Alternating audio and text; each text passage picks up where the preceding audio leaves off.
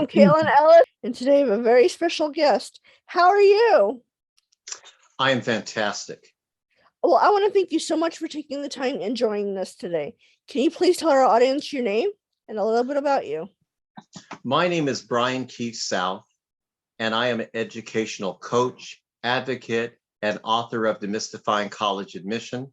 I became a keynote speaker in Toronto last year at the annual Psychological Summit of Resilience, addressing themes in my book on helping students achieve resilience and focus and confidence in achieving their best. That's great. And with all these different avenues, being a tutor, book writer, and the other things you do, being an advocate, can you please tell our audience what inspired you to get into these industries? Well, I don't know a cushy way of saying this, but I came from a broken, shattered home, and I think one day I saw Gandhi, and I was inspired by the words to be the change that you want in others. So I decided that I was going to promote and provide the services that I don't believe that I had growing up, and so I learned the importance of connection and about mentorship, and that they're critical, not luxuries for students. In order for them to succeed, they need that in connection with the skills that they're acquiring to develop their career path.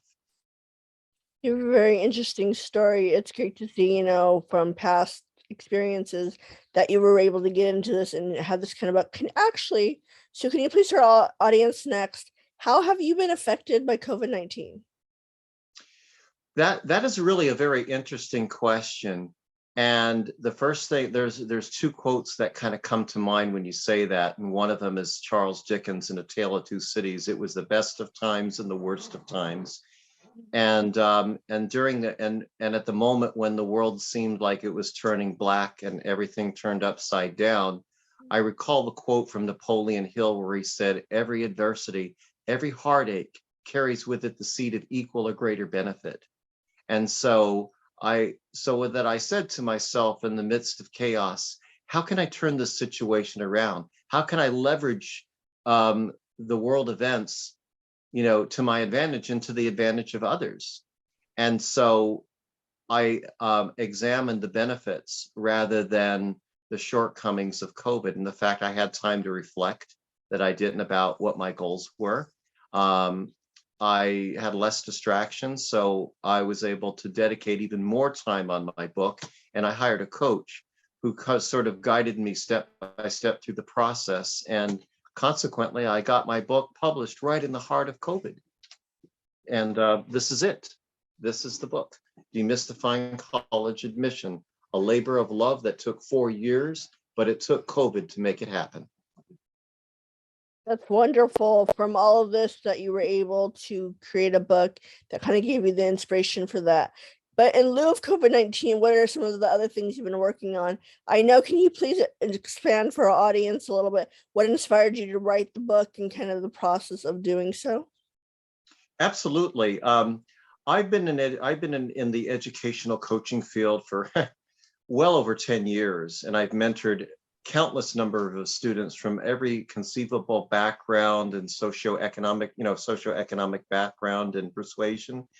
And I recognized that that a lot of the students that I assisted, others could benefit from what I offer as well. That more people needed to hear the message of what I was telling some of the students that I was affecting individually. And I've always wanted to be an author. And in fact, I joined the several writers clubs, including ones up Northern California, Crescent City, where I grew up. And I decided that I needed to have a book that I could sort of cut my teeth on. And so after I graduated from Berkeley and I attended this writers conference and I kind of reflected on that, I wrote this book about the people I served.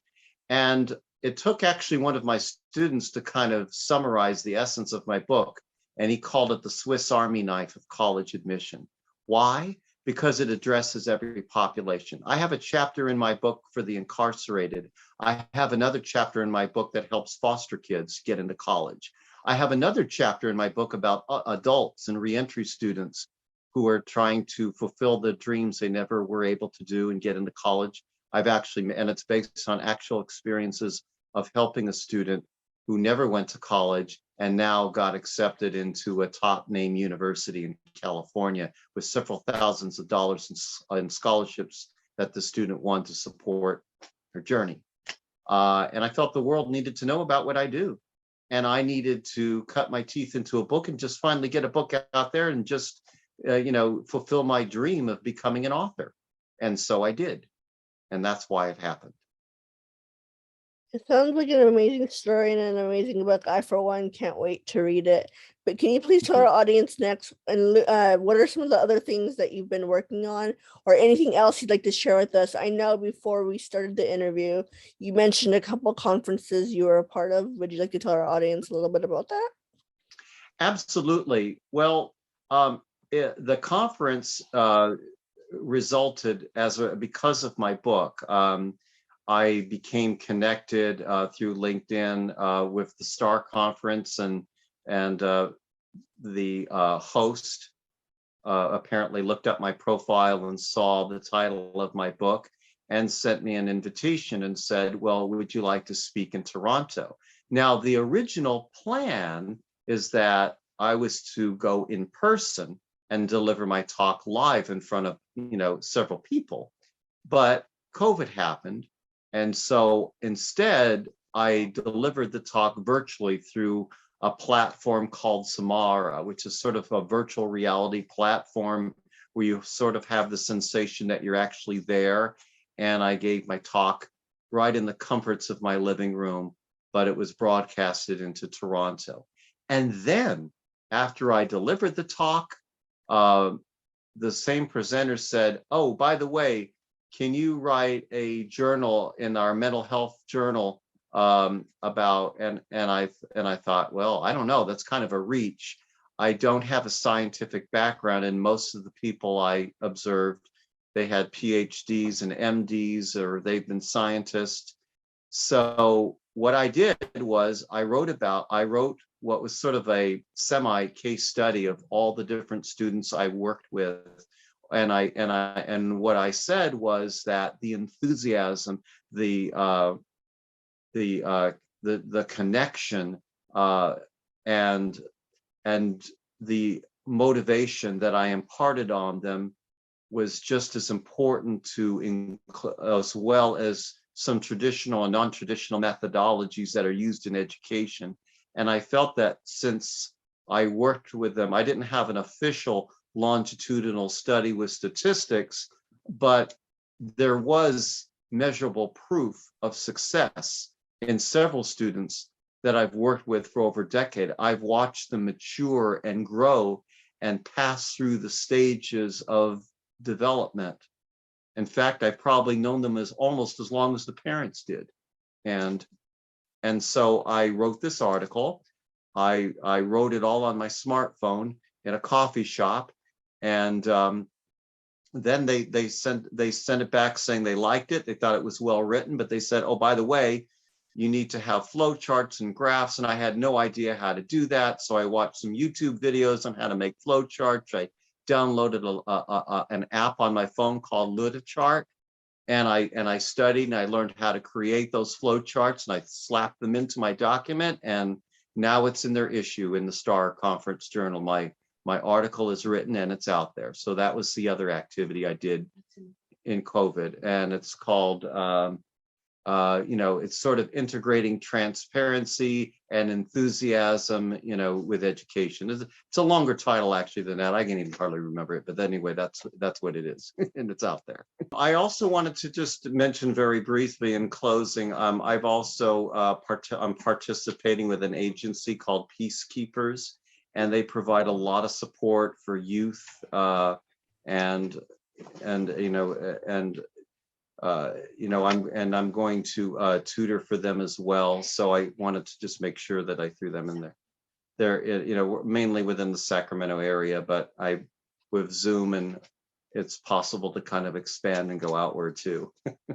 That's amazing during this time that you've been able to work on so much, and you seem like you have great achievements. And so I'm so happy that we were able to interview today and I got to learn more about you.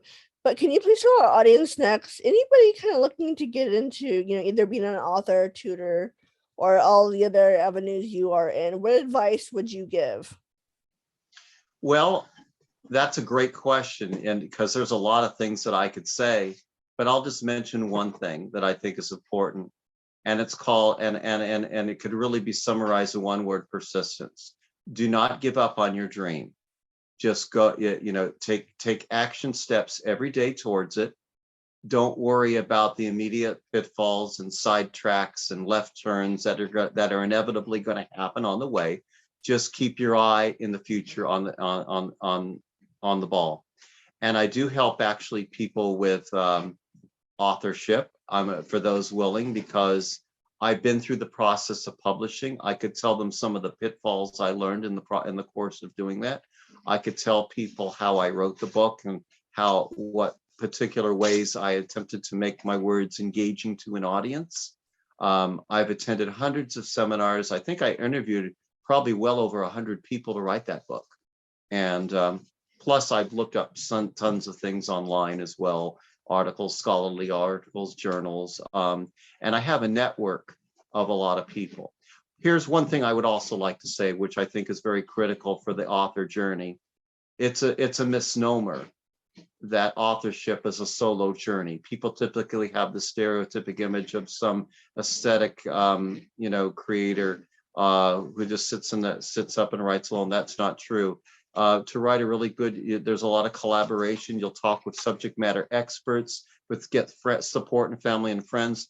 And above all, I was really fortunate to have this amazing publishers. Their name is Carnelian Moon. They were a godsend. They dropped out of the sky, literally. Maybe that's why they're called Carnelian Moon, and they guided me. They walked me through the process. They spent hours helping me to get my book out in the world. They spent hours putting together the podcast on there. And what's really unique though about them is that they specialize in women. So there was one particular point where they were showing all their authors, and I was the only male that was there. It's kind of interesting. Yeah. Well, that's actually an amazing opportunity to see if they mostly work with women that you were accepted to. So it shows they're diverse. So that's a great thing. But kind of speaking of you helping others with other authorship, if anybody like to follow more about your journey, where can they find you? Well, I'll tell you, I'm in the process of getting my website up. I haven't, it's still under construction. It's in the embryonic stage. It's about to be birthed, but it's right now. It takes a little labor to get it out there right there. But I can give you at least some basic contact information, and that will work. It's not, obviously I have a phone number, 916-613-3658. I'm on Facebook. I'm on LinkedIn. People can find me there. My email is, I've got mightymentor4you@gmail.com. Well, again, I want to thank you for joining us so much and taking the time. It's been great to actually meet you over Zoom and to interview you. You have an amazing story, and I hope you have a great 2022. Hey everybody, Tracy from T-Bone's Barbecue here with another great recipe for you to do while you're stuck at home in our current shelter-in-place situation. So today we have a pork belly. So this pork belly was originally about an 8-pound pork belly. We went ahead and sliced it in half because it's usually good to do these in sections of 4 pounds, or maybe a little more, a little less, but usually 4 pounds is what you want to shoot for. So I've already seasoned the other side of the belly, but why I wanted to emphasize this is You cut it in half, leaves you with 4 pounds. You want to take just a regular paring knife, and you want to score this fat layer. So you notice the top part here is all, similar to bacon or pork shoulder or other sorts of meat that you would see. And the back here is where your fat cap is. So you want to score, and you want to make squares. So you just want to you don't want to go all the way through it. You just kind of want to do shallow cuts. We're going to go ahead and season this.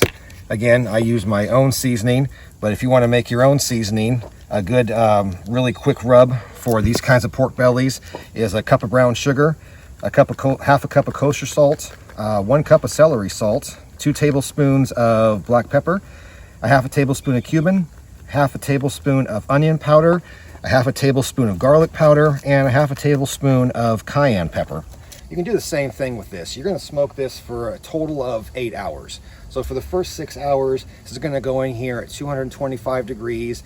After the 6-hour mark, you're going to pull it, you're going to wrap it in foil, and then you're going to put it on for the remaining 2 hours. So if you're doing this on a charcoal or a propane grill, you want to use indirect heat. You want to put the pork belly on one side, have your flame on the other side. If you're using it on a pellet grill, you can set your temperature. You're looking for an internal temp of about 165 to 175. For this first round, initially we're going to cook it all the way through the 200 degrees. But again, if you don't have a smoker, you can do the same thing on a grill or a pellet grill, or even just a regular small charcoal grill. So we're going to go ahead and we're going to put this in. We're going to put this fat side up here, like so. I'm going to put this on the top. I want to make sure it doesn't get any hotter than 225 degrees. Hey everybody, so our pork belly has been on the smoker for about an hour, and what you want to do every hour for the first 6 hours, or actually through the whole time, the 8 hours, while this is smoking, is you want to go ahead and take apple juice. I just put mine in a regular squirt bottle, and you want to go ahead and you want to squirt the pork belly. Just make sure you get out the top to your sides here around the edges. Hey everybody, we're back. So our pork belly has been on the smoker for about 7.5 hours. It got finished about a half hour earlier than I thought it would. We're at exactly 200 degrees, which is where we want it to be before we pull it. So we're going to go ahead and pull it out of here, and we're going to unwrap it.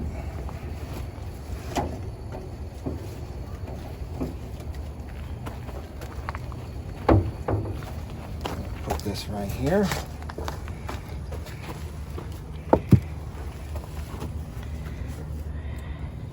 Okay, so let's go ahead and make sure that for all the viewers at home, I think that we're at a nice 200 degrees. My smoker wouldn't lie to me. Getting up there. Yep, we're where we need to be. All right, so we're gonna go ahead and undo this. Now you wanna go ahead and put a light or medium, depending on how much sauce you like, barbecue sauce coating on the top of this. And what we're gonna do is put it back on the smoker for about 10 minutes and let that barbecue sauce just kind of caramelize and give you a nice bark on the outside. Oh, look at that. I wish you had smell vision and you could smell this. So I am gonna have my favorite grill master here, Maddie. She's gonna go ahead and brush on a light coat of barbecue sauce. Now it's okay to be generous on this. You want to make sure you get a lot of sauce on there.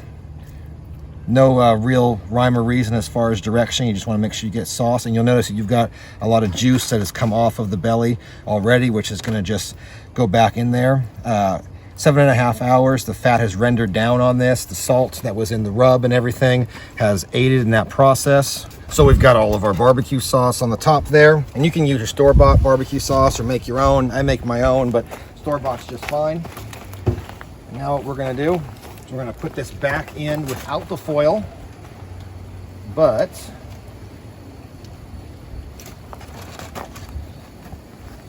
slide this, just kind of slide this off here. You wanna save the juice in the bottom of the foil, because that is going to be, you're going to want to put that back over the top later.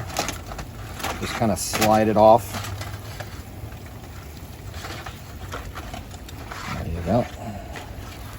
Back onto your grill there.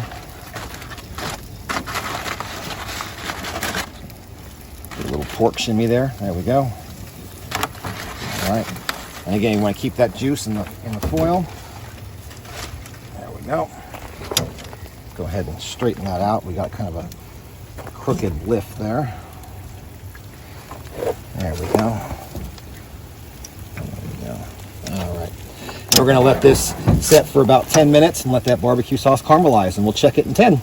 Okay, so we've let our pork shoulder set for a few minutes. We've let the barbecue sauce we put on top caramelize, so now it is time to pull it off and cut into this. So like any pork that you slow smoke for several hours, it's going to be very, very tender. So you want to avoid using tongs, because when you press down the tongs, it'll just be like a fork. It'll puncture that meat and it'll go right through it.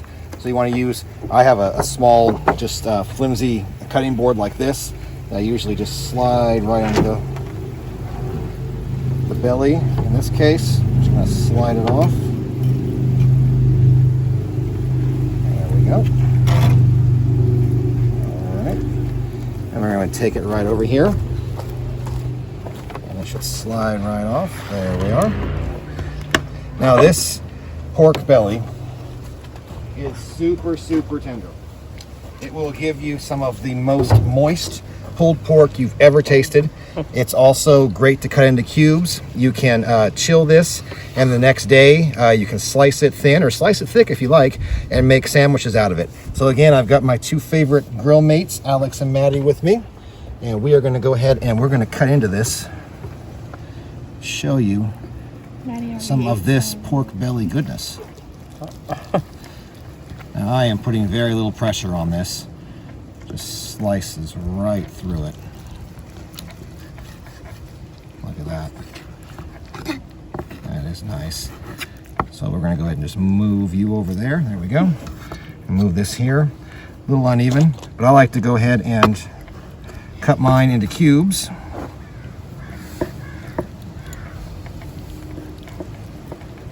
Like this. And you can stick them with a skewer or put them into little boats like this. Those are big bites. And it's probably hot, girl, so be careful. Could have given you a smaller bite there, Maddie. All right, girls, what do you think? And again, you can cut this, you can shred this. Like I say, if you want to let it cool for a little bit and put it in the refrigerator for later or for the next day, this makes really great sandwiches. All the fat on the bottom has rendered down over the 7.5 hours that it's slow smoked, and what you're left with is a real tasty pork belly, which is similar to what thick bacon would be. Check us out on Facebook at T-Bones Barbecue, Instagram T-Bones Island Barbecue, or on our website at tbonesbarbecue.com. Check us out next week when we show you how to make a simple brisket.